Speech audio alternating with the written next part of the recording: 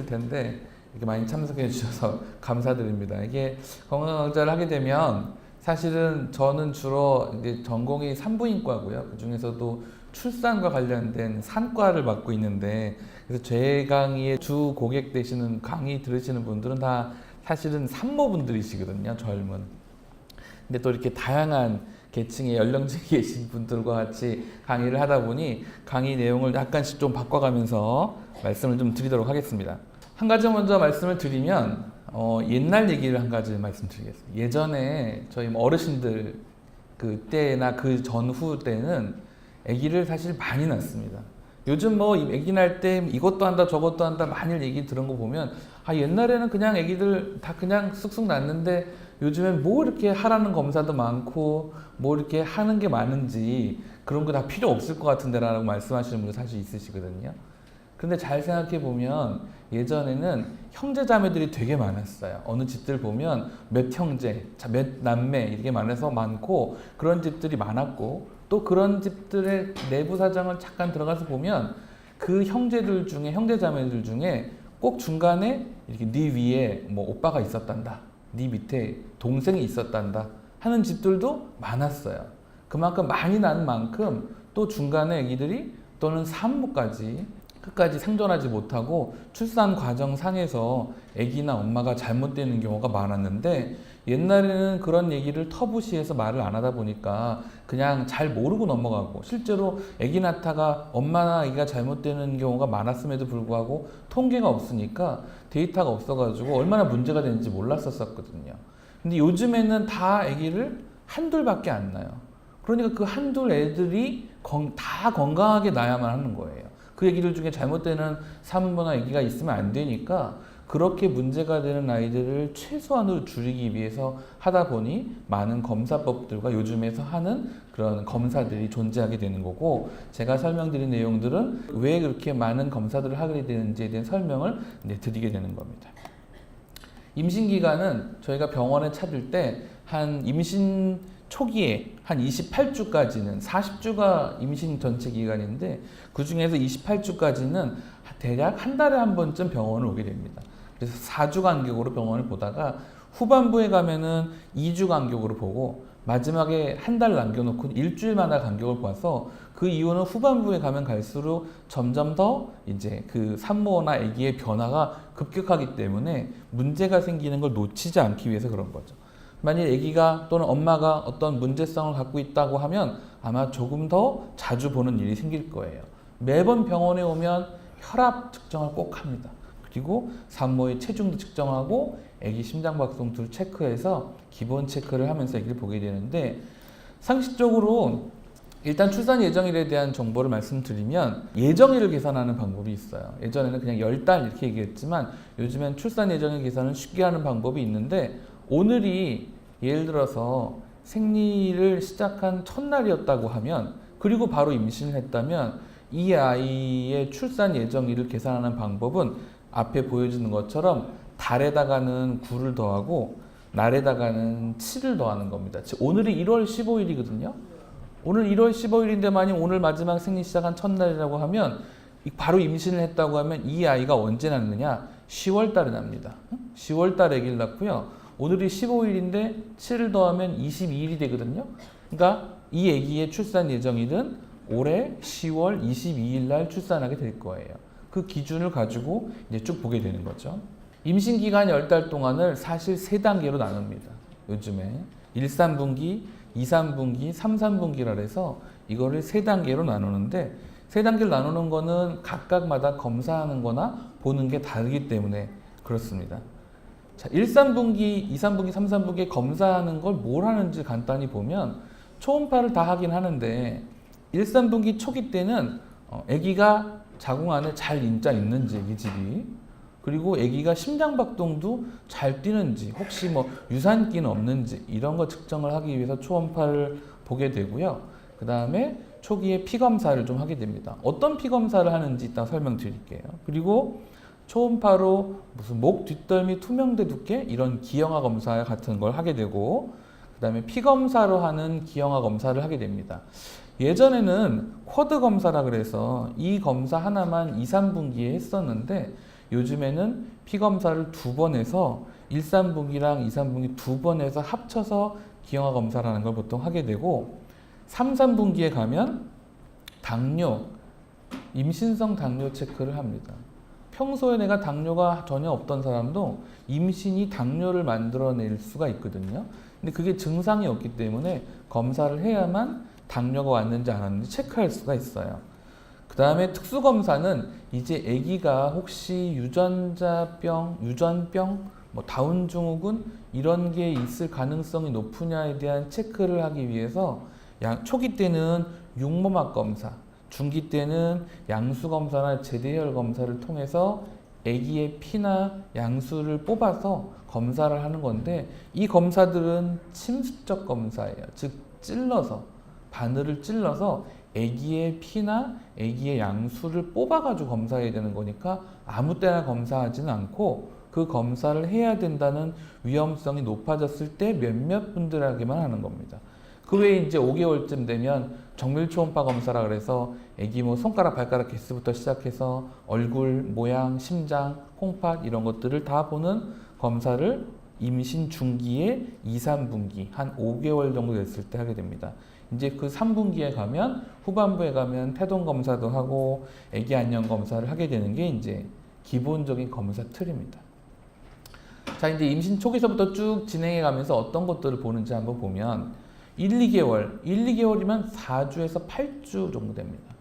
그 정도쯤 되면 정말 조그맣게 아기가 보여요. 초음파로 봐도. 너무 작으니까 얘가 뭐 손발이 있는지 아닌지 이런 거는 뭐 구분이 안 되겠죠? 아기가 진짜 있나? 아기가 심장 잘 뛰고 있나? 정도만 체크하게 되는 거죠. 그러다가 2개월 반, 즉 한 10주쯤 넘어가게 되면 이제 초음파로 보면 아기의 막 팔다리도 보일 수 있어요. 움직이는 것도 잘 보일 수 있고 거기서 무슨 검사 같은 걸 진행할 수 있는 시기에 처음에 들어갑니다.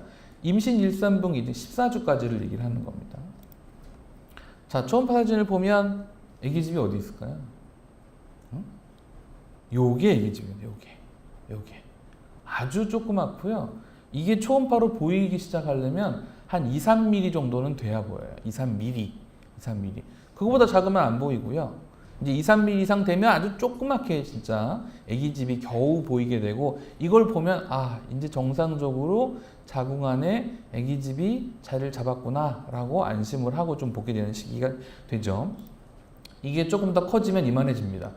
초음파로 되면 이렇게 아기 집이 아까 그 작은 게 이만큼 커지고 한 2, 3cm 정도로 커지고 그 안에 반지같이 생긴 이렇게 동그란 게 보이는데 이게 난황낭이라고 하는 거예요. 아기가 요 주변에 어딘가가 있어요. 근데 너무 작아서 이때도 아직 아기는 안 보이는 겁니다. 아기 집만 보이고 아기도 어딘가 있는데 작아서 안 보이는 시기가 되죠. 여기서 시간이 더 지나서 더 아기 집이 커지면 요렇게 아기가 보여요. 아기가 요만하게 보이는 거, 아기 크기를 재면 드디어 1cm 정도 되는 아기가 초음파에 보입니다. 그 정도 되면 검사를 하면 심장 뛰는 소리를 들을 수가 있어요. 자, 그래서 임신 초기 때 심장 뛰는 소리까지 들었다 이런 얘기를 많이 들으셨을 텐데 그걸 왜 보냐면 아기 집이 잘 보이다가도요 심장이 안 뛰는 경우가 있어요. 겉으로 봐서는 뭐 배 아픈 것도 아니고 피도 안 나고 전혀 유산과 관련된 증상이 없는데 초음파 검사했더니 아기가 심장이 안 뛴다고 하는 그렇게 유산이 되는 경우도 있습니다. 그것도 유산의 한 가지고 겉으로 봐서 모르고 초음파를 봐야만 아는 거니까 초음파 검사가 꼭 필요한 이유가 되겠죠. 그런데 심장이 이렇게 잘 뛰는 걸 체크를 하면 그때서부터는 유산될 가능성이 이제 뚝 떨어져요. 그 아기는 아마도 만사까지 가서 잘 낳게 될 겁니다. 그렇기 때문에 심장 뛰는 거를 꼭 확인을 해봐야 되는 게 그래서 의미가 있는 거예요. 그냥 아기 심장 뛰는 소리 들으니까 기분 좋으라고 보는 게 아니고 심장이 잘 뛰는 걸 봐야 유산이 안 되고 잘 가는 거예요. 걱정하시는 얘기들 중에 아기 집 주변에 피가 고였습니다라는 얘기를 병원에서 듣고 오는 분들도 꽤 있어요. 아기 집 주변에 피가 고였다고. 근데 사실 고여있는 사람들이 많아요. 그러니까 이게 없는 사람이 없을 정도로 초기 때는 고여있는 경우가 많이 있는데 아주 크지 않으면 문제되지 않으니까 그냥 잘 쉬면서 지켜보면 됩니다. 초기 때 초음파는 중요한 이유가 그냥 아기집만 있다 없다 살았다 안 살았다 그건 보는 게 아니라 아기집 주변에 자궁이나 난소에 혹이 있는 사람들이 있어요. 뭐 근종 이런 얘기 많이 들어보셨죠. 난소, 낭종 이런 게 있는데 이게 임신 중에도 있을 수 있거든요. 이게 임신 중에 이런 혹이 있으면 임신에 영향을 줄 수가 있어요. 그래서 초기 검사를 할 때 아기집만 딱 아기만 보는 게 아니라 자궁은 깨끗한지, 근종이나 혹 같은 건 없는지, 난소에도 혹이나 있는 게 있나 없나 이 경과를 초음파에서 보는 게 되게 중요합니다. 그래서 초기 초음파 검사에서는 이런 것들을 확인하면서 보게 되는 거고요. 이거는 자궁에 혹이 있는 임신을 보여주는 거고, 이거는 난소에 혹이 이렇게 큰 게, 아기집이 좀 요만한데 혹은 이만하잖아요. 그러니까 아기집보다 훨씬 큰 혹이 생길 수 있거든요. 그래서 그 혹 자체가 있는 걸 확인하고 보는 게 중요합니다. 또 임신 초기 때 보는 초음파 검사가 중요한 게 있는데 뭐가 다를까요? 이 초음파는. 아까 까만 게 아기집이라고 그랬는데 얘는 쌍둥이입니다. 쌍둥이. 초음파를 봐야 쌍둥이인지 아닌지 알죠. 초음파 안 보면 쌍둥이인지 아닌지 어떻게 알아요? 구분이 안 되거든요. 그래서 초음파로 요거랑 두 개 보이시죠?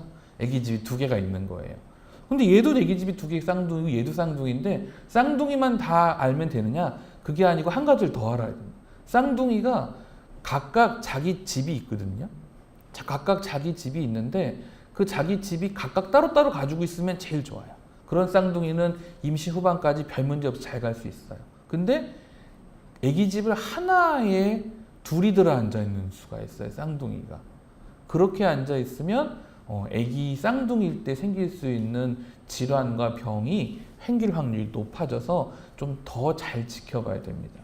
이 아기랑 이 아기랑 둘이 지금 이 큰 방 하나에 같이 들어있는 거예요. 얘는 방이 아예 구분되어 있잖아요. 이런 쌍둥이는 훨씬 더 예후가 좋고, 이렇게 된 쌍둥이는 얘도 물론 잘 갈 수 있지만 얘보다는 더 문제가 생길 확률이 높아서 병원을 잘 다니셔야 됩니다. 자, 그리고 임신하면 초기 때 무슨 피검사니 무슨 소변검사니 해서 검사를 요즘 많이 합니다. 그 많은 검사를 왜 하는지 뭐 상식적으로도 필요할 것 같긴 한데 어떤 검사를 하는지 보면 이런 검사 결과가 나와요. 쫙 나오지만 무슨 얘기인지 잘 모르겠지만 핵심 내용은 요 두 가지입니다. 첫 번째, HB라고 써 있는 요것이 빈혈 검사예요. 빈혈. 임신 중에 빈혈이 생기면 아무래도 효과적으로 애기한테 무슨 영양을 공급하든 산소를 공급하든 이런 게 잘 안 되니까 지금 빈혈이 있는지 없는지를 알아야 될 거 아니에요. 그래서 그 빈혈이 있는지 없는지를 처음 피검사로 확인합니다. 또 혈소판이 뭐냐면 왜 피가 나면은 이 피를 멎게 해주는 역할을 하는 게 혈소판인데 사람 피 속에 늘 일정량이 있어야 되는데 이게 부족한 사람들도 있어요. 본인도 못 느끼게 검사를 해야만 나타나는 경우도 있다고요. 그래서 혈소판이 있어. 왜 혈소판이 왜 중요하냐? 임신을 하면 아시겠지만 출혈하고 항상 관련이 많아요. 임신 초기든 중반이든 아기 낳을 때든 피 안 흘리고 아기 낳을 수 있나요? 없죠. 분만을 하든 수술을 하든 피는 일정량만큼 꼭 나요. 아주 많이 나면 아주 위험한 거지만 그러니까 피가 날 때 그 피를 막게 해주는 제일 좋은 게 혈소판이니까 혈소판 양이 잘 있는지 확인이 꼭 필요하겠죠. 두 번째는 풍진입니다. 여기 말하는 루벨라라고 하는 게 이제 풍진인데 풍진이라는 병은 일반 사람들이 걸리면 감기 비슷해요. 열 나고 대신에 몸에 발진 같은 것도 막 빨갛게 발진이 생기는 그런 앓고 지나가는 그냥 단순한 병이거든요.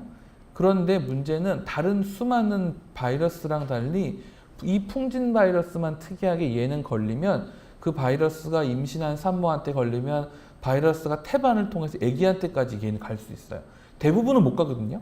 대부분의 임신했을 때 감기 걸리기도 하고 왜 여러 가지 병이 걸릴 수 있는데 걸려도 괜찮아요. 왜냐하면은 다 바이러스나 이런 게 태반을 못 통과하니까. 그런데 이 풍진 바이러스는 희한하게도 태반을 통과해서 아기한테 가서 아기를 기형을 만들 수가 있어요. 그러니 어떻게 해야 되느냐? 임신하기 전에 내가 예방접종을 맞아 놓는 거예요. 항체를 만들어 놓는 거야.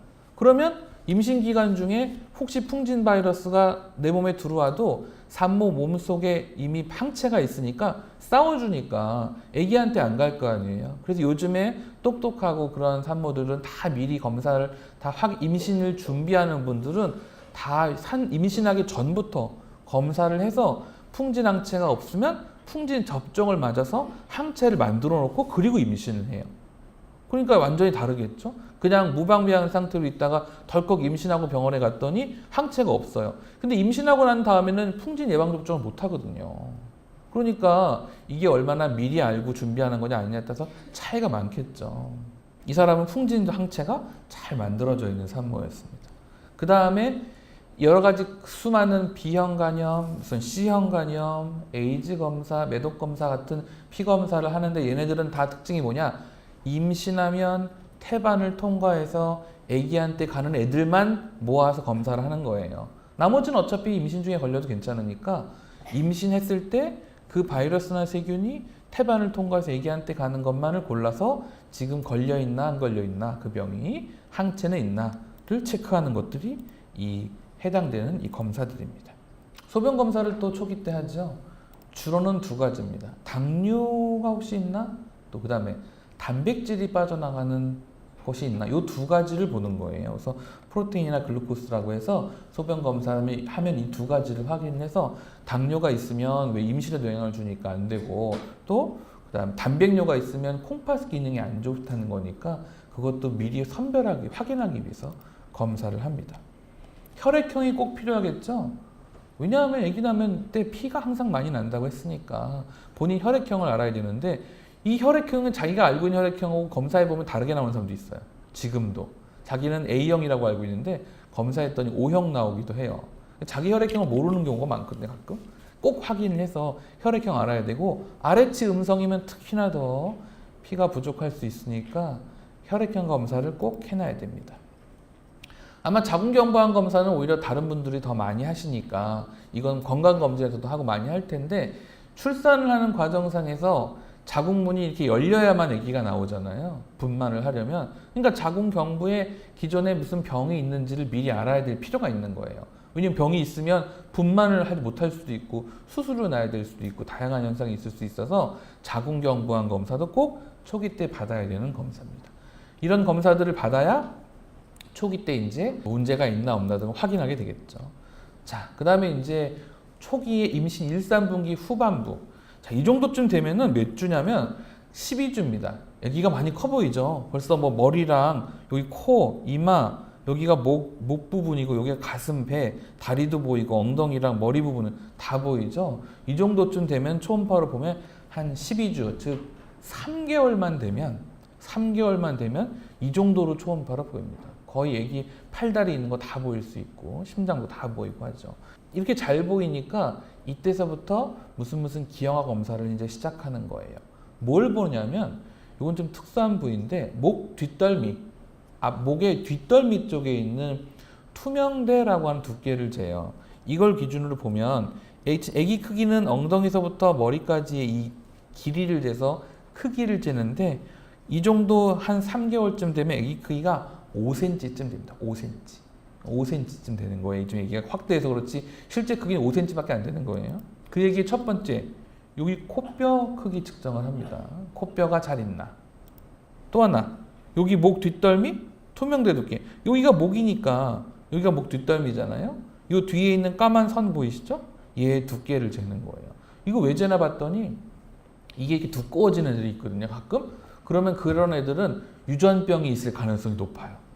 그리고 그런 애들 중에는 심장병, 선천성 심장병 가질 수 확률이 높아요. 그러니까 그런 애들은 따로 분리해서 검사도 많이 해야 되고 아기를 잘 관찰해보고 봐야 되는 게 이때 하는 목 뒷덜미 검사예요, 뒷덜미 검사예요, 뭐 이렇게 하는 게 이걸 보는 거예요. 그래서 이게 3mm 미만이 정상인데 이 아기는 지금 1.9mm 나와서 정상 범위 내에 잘 들어있어서 얘는 그냥 통과이 된 겁니다. 자, 이제 드디어 2, 3분기에 들어왔습니다. 1, 3분기 검사까지는 이렇게 하고 지나가는 거고요. 이제 중간에 5개월에 해당되는 전후에 2, 3분기에 들어왔는데 증상 허리 아프다고 합니다. 임신하면 허리 아파요. 허리 안 아프는 산모가 거의 없어요. 아기집이 커지니까 이제 허리가 아프고 아기집이 이제 배꼽 위까지 올라올 수 있고요. 가슴도 많이 모유 수유를 나중에 해야 되니까 가슴도 점점 커지고 발달하고 쥐가 잘 나요. 다리에 임신하면. 다리에 쥐가 잘 나거든요. 그게 이제 피가 다리에서부터 잘 올라와야 되는데 혈액순환이 잘 안 되니까 다리에 정맥류 잘 아시죠? 정맥류가 생기기도 하고 다리에 쥐가 잘 나요. 임신 중에 다리가 쥐 나면 어떻게 될까요?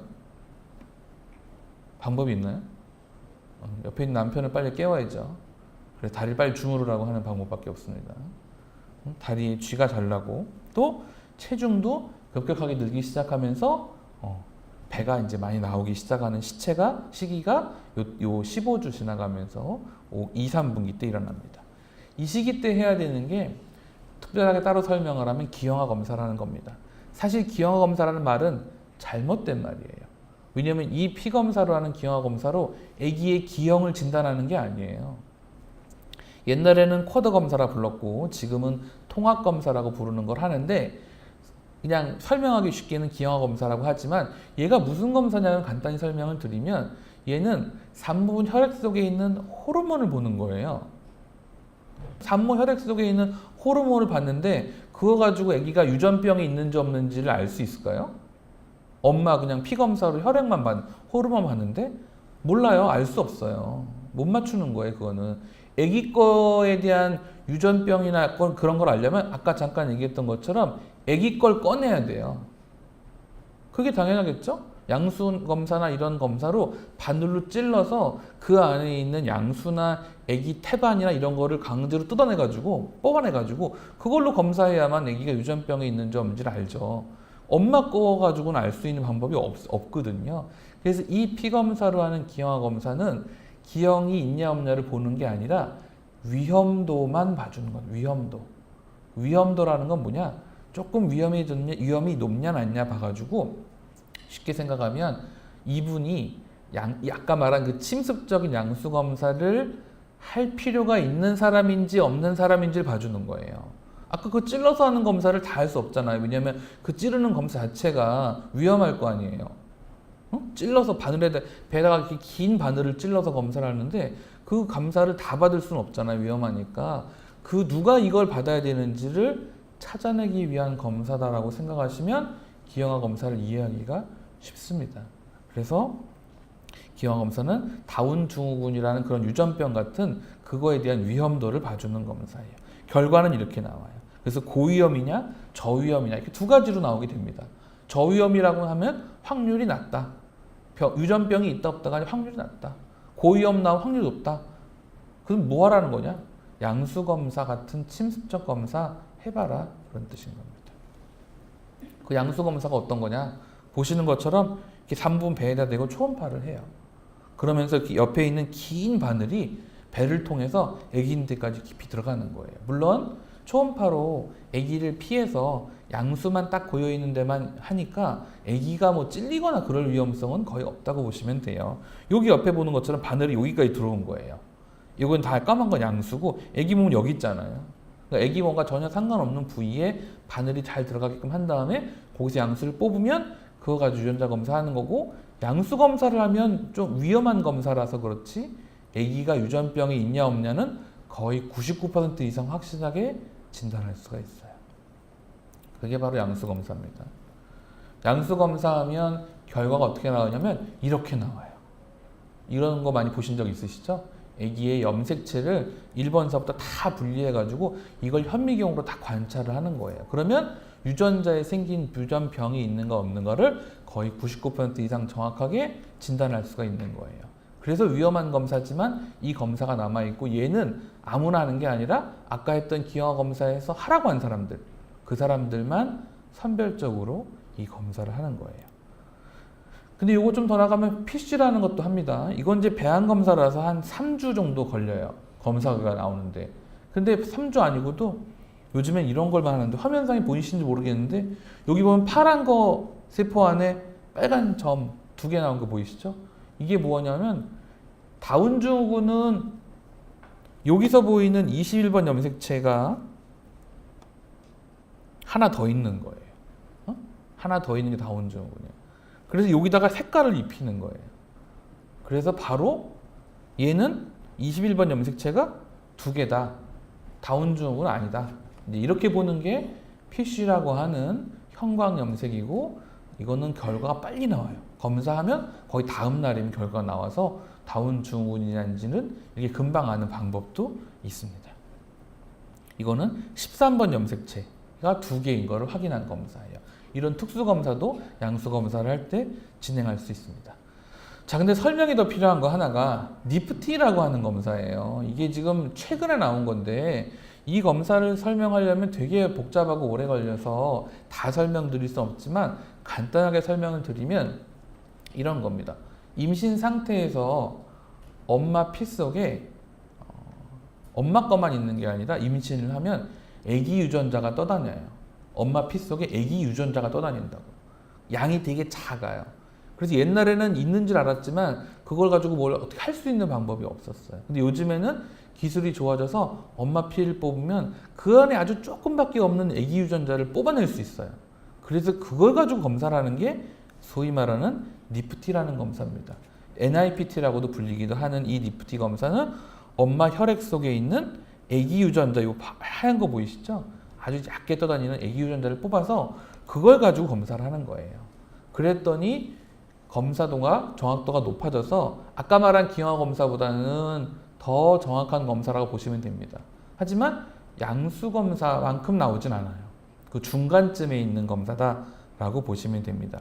그 검사가 이렇게 많은 기간 동안에 2097년서부터 수많은 연구 개발을 통해서 지금까지 와 있고 이제는 많은 산모분들이 할 수가 있어요. 처음서부터. 그 니프티에 대한 검사에 대해서 간단하게 정리를 해서 말씀드리면 걔도 니프티 검사, 엄마 피 검사로 하니까 안전은 해요. 찔러서 하는 검사가 아니니까 아기에 대한 위험성은 없는 안전한 검사입니다. 그리고 기형아 검사보다는 조금 더 정확한 건 맞는데 양수 검사를 대신할 수는 없어요. 양수 검사와 중간 정도 있다고 보시면 돼요. 그리고 이거 말고 신경관 결손병이라는 검사는 같이 진행을 해야 되고 한 열흘 정도쯤 시간이 걸려서 나옵니다. 검사 결과가. 그런데 거기서 저위험이 잘 나오면 양수 검사 안에도 다운 증후군, 에드워드 증후군 같은 병은 없다 이렇게 봐도 됩니다. 근데 이제 비용이 좀 비싸니까 검사에 좀 망설이는 부분이 있어서 자세한 니프티 검사라는 건 검사가 있다라는 것만 잘 알고 계셔서 그 시기에 맞춰서 한번 검사에 대한 상담을 받아보는 걸 추천드려 봅니다.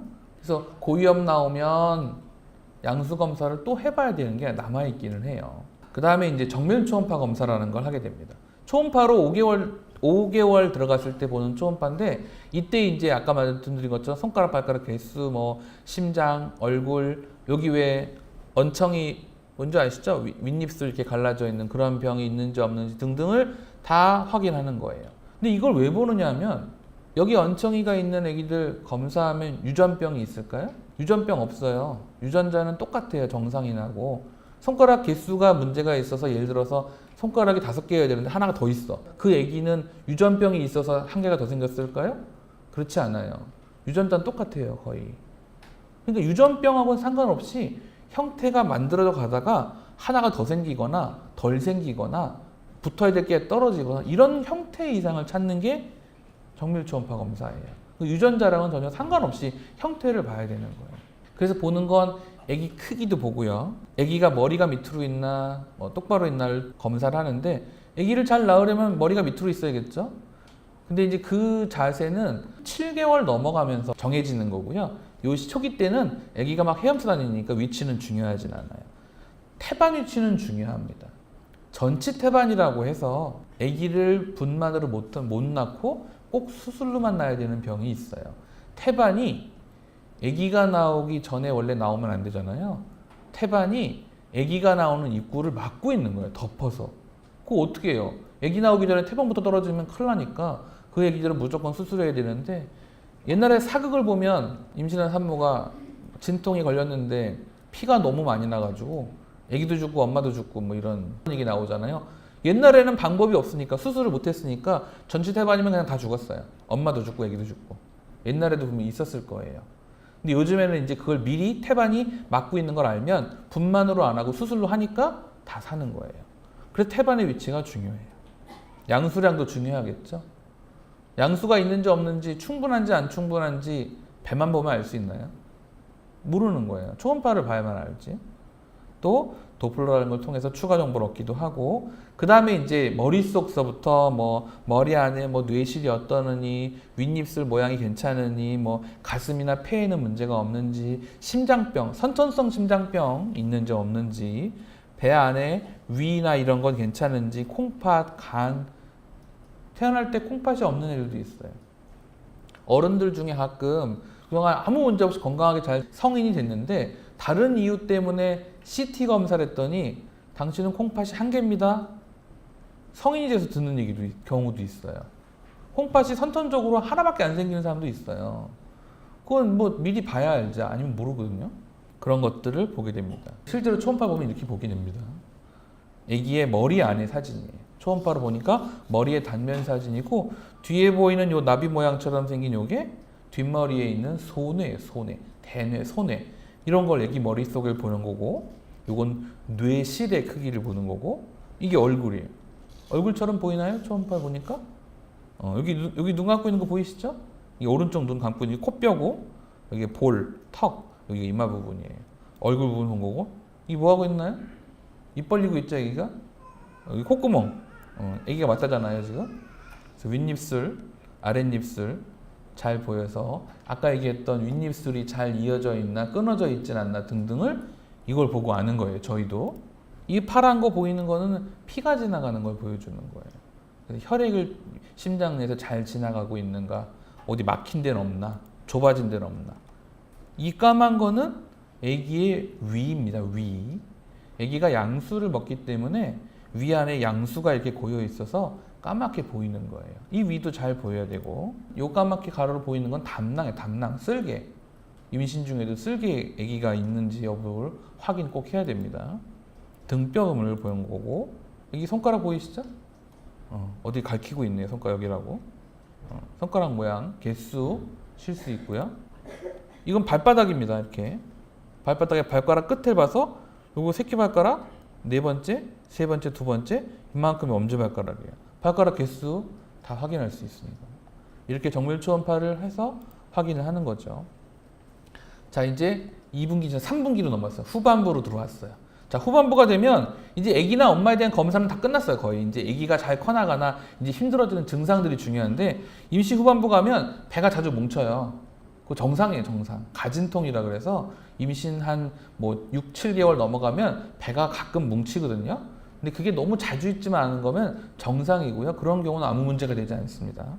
배가 수축이 가끔 있을 수 있고 또 배가 커지니까 어떻게 되겠어요? 위아래를 막 눌러요. 위로 누르니까 막 명치 있는 데가 답답하다고도 막 그러고 위를 눌러서 소화도 안 되고 이 삿부위나 이런 아래쪽 부분이 막 눌려가지고 막 아프다는 분들도 많고요. 방광을 앞쪽으로 누르니까 소변도 자주 내려요. 정말 불편해요.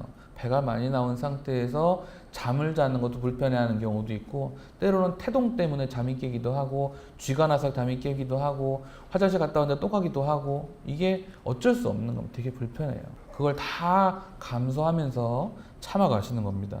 자, 그다음에 중요한 부분은 이제 당뇨와 혈압에 대한 얘기를 할 건데 예전에는 임신성 당뇨라는 아까 잠깐 말씀드린 것처럼 임신 전에 전혀 당뇨가 없어도 임신을 하면 당뇨가 올 수 있어요. 그래서 검사를 꼭 해야만 이걸 진단할 수가 있는 거거든요. 검사법은 약간 좀 상이하게 몇 한 두세 가지가 있는데 보통은 이제 그 설탕물 같은 걸 먹고 그 다음에 피 검사를 해서 그다음에 당이 올라가냐 안 올라가냐 가지고 당 검사를 합니다. 당뇨 체크가 되면 그거에 맞게 조절을 잘 해야만 아기도 건강하고 엄마도 건강하게 돼요. 자, 이건 태동 검사라는 건데 산모분 배에다 올려놓고 아기 심장 뛰는 거랑 배 뭉치는 거 여부를 이렇게 측정을 해서 밑에 거는 배 뭉침이 있나 위에 거는 아기 심장 박동 뛰는 거 가지고 얘가 컨디션이 좋은지 나쁜지 측정하는 걸 이런 태동 검사를 해서 보기도 합니다. 그 외에 이런 다른 검사들은 뭐 조산기가 있거나 또는 뭐 조기진통기가 있거나 양수가 뭐 터진 것 같거나 등등을 확인하기 위한 다양한 검사법들이 있어서 이런 걸 지나갈 수 있습니다. 산전 진단을 하는 검사들의 한계는 기능은 볼 수 없어요. 초음파 검사에서 아기가 똑똑한지 안 똑똑한지 알 수 있을까요? 초음파로? 모르겠죠. 그 기능은 알 수 없어요. 머리가 좋은지 나쁜지는 몰라요. 다만 형태가 제대로 잘 갖춰져 있어야 기능이 좋을 수 있으니까 형태를 보는 거예요. 그리고 기형아 검사라는 건 진짜 기형을 다 보는 게 아니라 위험도만 본다고 보시면 되고 초음파로 모든 유전 기형을 다 볼 수는 또 없어요. 왜냐하면 꺼내놓고 보는 게 아니니까. 대신에 큰 기형, 즉 아기가 문제가 있는데 아무 대비 없이 태어났다가 아기가 갑자기 위험에 빠질 수 있으면 안 되니까 그런 문제가 있는 것들 위주로 선별을 하는 거예요. 그 다음에 좀 다른 얘기를 드릴 건데, 예전에는 요즘도 그렇죠. 임신하면 먹으라 그래요. 계속 본인도 풀어놓고 먹고, 막 주변에서 온 가족이 왜 이렇게 안 먹니, 좀 이것도 먹어봐라 저것도 먹어봐라 해서 먹어서 가장 큰 문제가 산모분이 체중이 너무 많이 늘어요. 요즘에 잘 못 먹어서 저체중 걸려서 아기가 잘 못 크고 그런 산모 보신 적 있나요? 없어요. 그런 산모가 없어요. 옛날에는 잘 못 먹어서 문제가 되는 경우가 있으니까 이제 그렇게 나왔는데, 지금은 잘 못 먹어서 문제가 되는 산모는 한 명도 못 봤어요, 제가. 거꾸로 너무 많이 먹어서 너무 체중이 많이 늘어서 문제가 되는 경우가 많은 겁니다. 그래서 강의를 들으시고 혹시나 주변에서 가족이든 누구든 얘기하실 게 있으면 못 먹게 하세요. 좀 덜 먹게 하세요. 골고루 먹되 너무 칼로리 높은 거 있잖아요. 무슨 아이스크림, 초콜릿, 무슨 단 거, 뭐 고기를 너무 많이 먹으면 안 되고 골고루 영양을 섭취하는 게 맞고 칼로리는 줄이는 게 맞습니다. 그래서 과도한 체중이 증가하는 거 막을 필요가 있고요. 여러 가지 감염병 예방해야 되고, 아기도 그래야만 건강하게 잘 크지 너무 큰 아기가 나오는 게 좋은 게 아니에요. 옛날에 우량아 대회 같은 거 했었죠. 그래서 막 몸무게가 많이 나갈수록 건강하다고 막 그랬는데, 그거는 다 문제가 있는 거예요. 그렇게 너무 몸무게가 많이 나가 태어나면 그 애가 나중에 여러 가지 성인병이 올 확률이 높아요. 그래서 이런 걸 다 예방하는 게 좋고, 이게 다 아기에 대한 의리가 되겠죠. 꼭 지켜야 되는. 그럼 몇 킬로 넣는 게 좋을까요? 아기가 임신 중에. 임신하기 전부터 아기 날 때까지 여기 나온 것처럼 권장하는 건 한 12kg쯤 됩니다. 12kg밖에 안 돼요.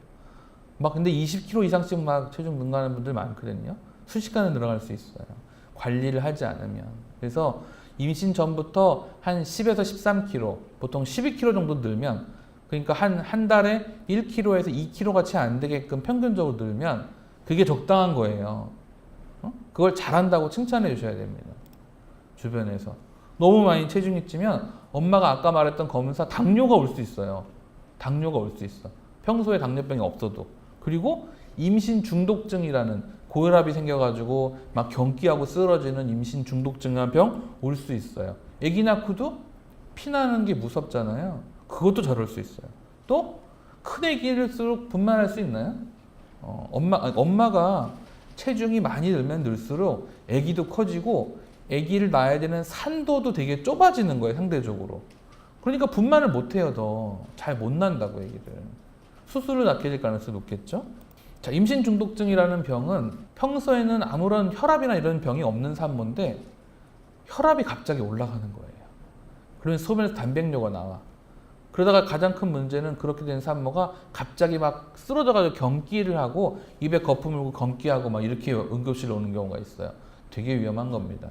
경기하면. 예전에도 있었을 거예요. 이건 임신과 관련된 거라서 예전도 있고 지금도 있고 한데, 예전에는 무방비로 그렇게 막 경기하다가 들어오는 분들 많아서 아기가 잘못되기도 하고, 엄마도 경기하다가 머리 안에 뇌출혈 생겨서 풍이 오기도 하고 막 임신했는데 그런 경우가 많았어요. 근데 요즘에는 이제 올 때마다 다 체크를 하고 검사를 해서 그렇게 경기 갈 때까지 못 가게 하지만 지금도 생기는 겁니다. 얘는 치료약이 없어요. 치료 방법이 없어요. 아기를 그냥 낳아야 돼요. 근데 이 병에 오게 하는 가장 중요한 원인 중에 하나가 엄마가 체중이 많이 늘 때 그래요. 엄마가 체중이 많이 늘 때. 그래서 임신 중독증이 결국엔 와버리면 무슨 문제가 생기냐면, 그 산모가 아기 낳고 난 다음에, 그럼 아기 낳고 나면 원래대로 돌아가야 되는데 다 깨끗하게 돌아가는 게 아니라 그 산모가 벌써 고혈압을 갖게 될 수 있어요. 아기 난 다음에도. 그 다음에 이 심장혈관 질환 이런 거 생길 확률이 높아져요. 또 아까 당뇨 얘기도 했죠. 임신성 당뇨가 체중이 많이 늘면 올 수 있는데, 임신성 당뇨 오면 임신성 당뇨니까 아기 낳고 나면 임신성이 없어지니까 그냥 당뇨가 사라지겠지 생각하면 안 되고, 임신성 당뇨가 안 오게 해야 되고 와도 조절을 잘 해야 되는데 그걸 잘 못하면 당뇨를 벌써 갖고 살아야 돼요. 평생. 이제부터 시작해서. 더 나아가서는 그런 병을 엄마가 이제 앓게 되면 그렇게 해서 태어난 아기들 있죠. 그 아기들도 당뇨병이나 고혈압이 올 확률이 높아지는 거예요. 나만 문제가 되는 게 아니라 산모가 그 아기도 문제가 된다는 거예요. 그래서 체중 조절이 그냥 간단한 얘기가 아니라 매우 중요한 얘기입니다. 엄마의 건강하고 아기의 건강에 비춰서. 그래서 아기가 체중이 많이 늘면 조산으로 날 수도 있고요. 아기가 되게 작아질 수 있어요. 고혈압, 임신 중독증이 오면. 그 다음에 성인기에 고혈압이 올 수도 있고, 당뇨도 마찬가지로 성인기에 아기가 당뇨병이 일찍 올 수도 있어요. 작은 아기들도 문제입니다. 작은 아기들이 태어나고 나면 갑자기 커지면서 이런 병들이 생길 확률이 높아져요. 그래서 작은 애들은 거기에 맞게 또 관리가 잘 필요하기 때문에, 그건 아기가 작다고 하면 가장 큰 문제가 뭐냐면, 아기가 좀 작습니다 하고 집에 갔더니, 집에 가서 그 다음날, 그 다음번 외래에 또 와서 됐더니 산모분 체중이 갑자기 확 늘어가지고 온 거예요. 어떻게 된 거냐 물어봤더니 아기가 작다고 많이 먹으라 그래서 많이 먹은 거예요. 아기 키워야 된다고. 아기가 몸무게가 늘까요?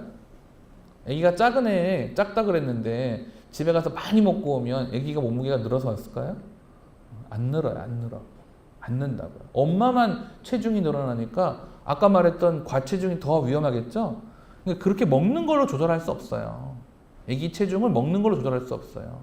그럼 아기가 크다 그러면 한 이틀 굶어 볼까요? 그러면 이틀 굶으면 아기 몸무게가 빠질까요? 안 빠지겠죠. 그러니까 이게 먹는 걸로 조절할 수가 없어서 크기는 그냥 골고루 영양 섭취를 하는 게 중요하고, 엄마가 과체중이 안 되게 하는 게 중요한 겁니다. 적정량의 체중을 증가하기 위해서는 초기 때보다는 후반부에 체중이 많이 늘거든요. 그래서 후반부에 5개월 넘어서부터 체중 증가 속도가 되게 빨라져요. 그때 칼로리 조절을 하면서 운동도 하고 식단 조절을 하면 되게 좋습니다. 꼭 먹어야 되는 것, 요즘 꼭 먹어야 되는 건, 먹는 거 되게 많죠. 먹으라는 것도 많고 먹지 말라는 것도 많아서 산모분들이 되게 곤란해요. 도대체 뭘 먹으라는 거냐, 뭘 먹지 말아야 돼, 이것도 먹어야 되냐, 저것도 되냐, 그것도 한참 물어봐요. 꼭 필요한 건 두 가지입니다. 엽산제랑 철분제. 자, 임신 중에 먹으라고 하는 거를 꼭 먹어야 되고 추천하는 건 엽산제하고 철분제예요. 엽산제는 비타민 중에 하나인데, 이걸 먹으면 여기 보이시나요? 이런 게 신경관 결손 병이에요. 머리나 등 쪽이나 이런데 구멍이 생기는 선천성 기형이 있어요. 이 병은 유전이 아니라 어떤 특정한 상황이 생길 수가 있는데, 이 병을 생기는 거를 막아주는 기능을 하는 게 바로 엽산제입니다. 그래서 임신하기 전부터 먹는 게 더 좋다고 돼 있어요. 먹는 사람, 안 먹는 사람이면 발생률이 떨어지니까. 그러니까 아까 말씀드린 것처럼 현명하게 임신을 준비하는 분이라면 임신하기 전에 풍진항체 있는지 확인해서 풍진 접종도 하고, 임신하기 전에 엽산제 벌써 먹고 있고, 그런 분들 요즘에 꽤 많아요. 이제 산모들도 미리 다 정보를 알고 현명하게 대처를 하는 거죠. 그렇게 하면 아까 같은 그런 병이 생길 확률이 뚝 떨어지는 거예요. 그래서 꼭 엽산제는 복용을 하는 걸 추천합니다. 그 다음에 중요한 게 철분제예요. 철분제. 근데 철분제는 초기 때는 빈혈이 없어요. 그러니까 초기 때는 잘 안 먹어도 돼요. 거의 부분 정상이니까. 근데 이제 5개월 넘어가면서부터는 이제 철분제를 먹어야 되고, 그게 이제 5개월 넘어가면서 아기가 커지고 엄마도 체중이 늘어나고 막 이게 혈액량이 늘어나니까 필요한 양이 많아져서 그냥 먹는 음식 섭취만 가지고는 부족한 거예요. 그래서 철분제를 추가적으로 더 먹어줘야 빈혈이 오는 걸 막을 수 있고, 철분제 한두 개 먹으면 빈혈이 갑자기 확 좋아질까요?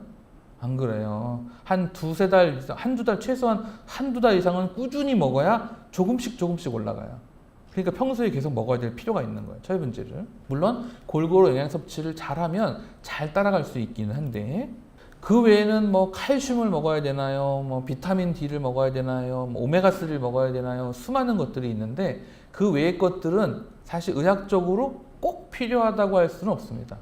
꼭 먹어야 되는 거냐 물어보면 꼭 먹어야 될 필요는 없어요. 아니 뭐 옛날에는 그런 거 없이도 다 그냥 낫잖아요. 뭐 그런 게 뭐 다 먹고 났나요? 그러면 그거 안 먹으면 다 머리가 나쁘고 그런 건 질 않잖아요. 그죠? 근데 이제 드셔도 좋습니다. 드셔도 나쁠 건 없고, 드시면 좋을 수 있는 가능성이 높아져서 드셔도 괜찮긴 한데, 꼭 먹어야 되는 거냐 물어보면 사실 꼭 먹어야 되는 내용들 아십니까? 칼슘제도 칼슘 검사하면 부족하다고 나오는 산모들 많아요. 그렇다고 칼슘을 먹으면 그럼 뭐가 보충돼서 뭐가 예방되거나 아기나 엄마가 좋아지느냐, 밝혀진 게 없어요. 드셔도 되지만 드셔서 무언가를 개선한다고 증명된 연구가 없어요. 비타민 D도 검사 많이 하거든요. 비타민 D 검사하면 다 낮다고 나와요. 산모랑 일반인이랑 기준치가 좀 다르거든요. 근데 그냥 검사에 낮다고 나오면 그럼 비타민 D 드세요. 그럼 비타민 D 먹고 난 다음에 좋아졌는지 확인해 봐야 될 거 아니에요. 확인 안 해요. 그냥 비타민 D 먹으라고만 하지. 그냥 차라리 정기적으로 오늘 같은 날 말고 날씨 좋은 날, 공기 좋은 날 햇빛을 좀 쬐서 광합성을 좀 하시면 비타민 D 합성이 스스로 많이 되니까 그렇게 하는 게 더 낫지, 비타민 D를 꼭 먹어서 내 비타민 D 부족을 높게 해줄 거야. 잘 안 될 겁니다, 아마. 그 다음에 커피. 질문 많이 받는 것 중에 하나입니다. 임신 중에 커피 먹어도 될까요? 커피는 우리나라 데이터는 없습니다. 우리나라 아직 이거에 대한 연구를 한 적이 없고, 외국엔 있어요. 외국에는 커피는 외국에서 원래 들어왔고 외국이 많이 먹으니까 외국에서 데이터 검사를 막 해봤더니 카페인이 특히 문제인데, 아직까지 그게 문제를 일으킨다고 밝혀진 논문이 없다가 현재 결론이에요. 마실 수 있어요. 드실 수 있습니다. 다만 너무 고용량의 너무 카페인 많은 걸 먹으면 아기가 유산될 가능성이 좀 높아지는 것 같다라는 얘기가 있어요. 그런 보고가 있어요. 그런 몇 개밖에 없는 거, 나와 있는 증명된 게. 그래서 커피는 어떻게 하느냐, 굳이 수치를 따지면 200mg인데 그거 미만으로 먹는 거면은 드셔도 무방하다라고 한 게 현재까지의 결론입니다. 그러니까 좀 옅게 탄 거나 뭐 이렇게 약한 걸 어쩌다 한 번씩 커피 먹는 거는 먹을 수 있는데, 매일 막 이렇게 막 투샷 이렇게 해가지고 막 고용 이런 거 먹지 말고 그냥. 그래서 제가 조사를 한번 해봤어요. 몇 밀리그램씩 들어있는가. 그 카페인 아까 200mg라고 그랬잖아요, 기준이. 봤더니 보통 캔 커피 같은 거 파는 액상 커피나 아니면 이렇게 타먹는 커피들 같은 것들은 다 200ml가 안 넘어요, 한 잔에. 그러니까 크게 문제를 안 삼으셔도 될 것 같은데, 커피 전문점들 많잖아요. 거기서 되게 진하게 크게 막 파는 거 있죠. 거기는 용량이 넘는 것들이 꽤 있는 것 같아요. 그러니까 그렇게 하시고 보시면 커피를 이해하시면 될 것 같습니다. 오메가3, 머리가 좋아지는 거에 대한 관심이 많아서 이거를 먹으면 애기 머리가 되게 좋아진다고 이거를 잘 찾아 드시는데, 뭐 그거 안 드시고 태어나신 분들도 다 머리 좋으시잖아요, 그죠? 그러니까 꼭 먹어야 될 필요는 없는, 드셔도 됩니다. 다만 이제 후반부에는 이게 드신 분들 중에 피나는 분들, 피나고 잘 피가 안 멈추는 수 있다라는 보고가 있어서 드시되 뭐 거의 마지막에 36주 마지막에 한 달 남겨놓고는 안 드시는 게 맞습니다. 초반엔 좀 초중반에 드시는 거는 괜찮습니다. 드셔도 됩니다. 대신 이걸로 나는 무슨 효과를 봐야지 하면 그 효과는 아직 증명된 게 없어서. 생선, 임신 중에 회 먹으면 안 됩니다라는 게 아마 인터넷상에 무지하게 많을 거예요.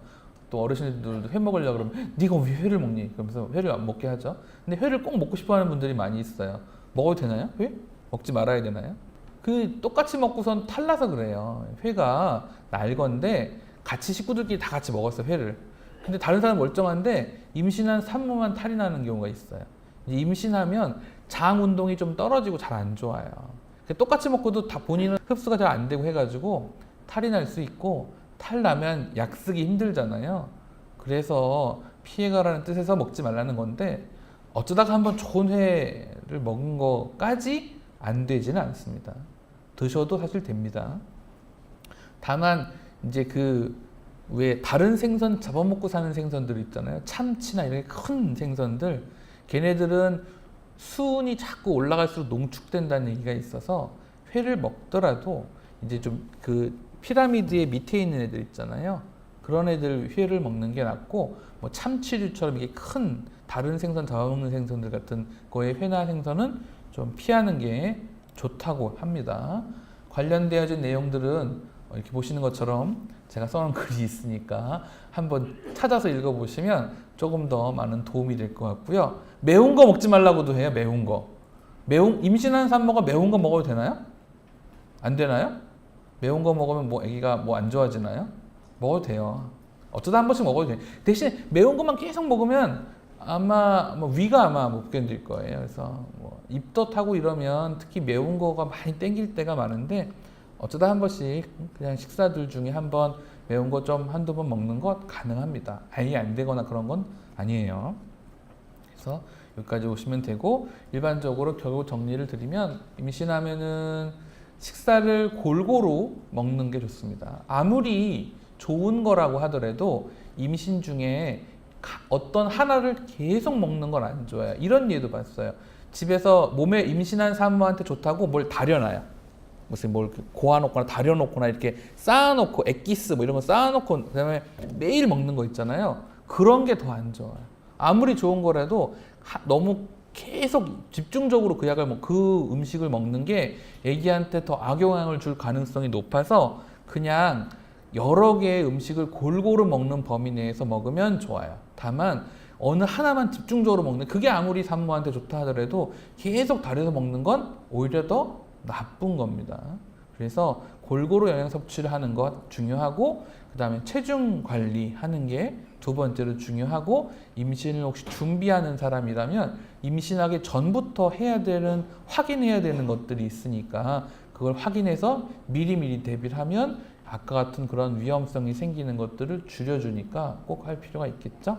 그래서 여기까지 제가 오늘 강의를 마치도록 하겠습니다. 감사합니다.